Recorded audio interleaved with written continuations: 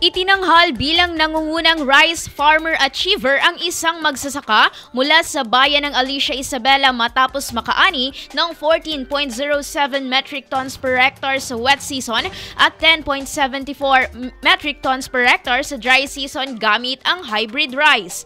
Siya ay si Ginoong Martin, 43 anyos at residente ng barangay Calao, Alicia Isabela. Ayon kay Ginoong Martin, 4 na taon pa lamang ito na nagsasaka kung saan hindi niya inaasahan na makakamit niya ang ganitong ani kung saan ibinuhos niya ang kanyang oras sa pag-aalaga ng kanyang mga pananim. Ibinahagi rin nito ang iba't ibang estratehiya sa pag-aani, kabilang narito ang tamang pag-aabono, paggamit ng fungicide at fish amino acid at iba pang suplemento, pagsasagawa ng soil analysis at paggamit ng dekalidad na binhi. Kaugnay nito, pinarangalan rin ng iba pang mga natatanging top yielders na magsasaka sa lambak ng Cagayan katulad ni na Felix Lagat na mula sa Diamantina, Cabanatuan, Isabela at Jansen Duca ng Igig, Cagayan.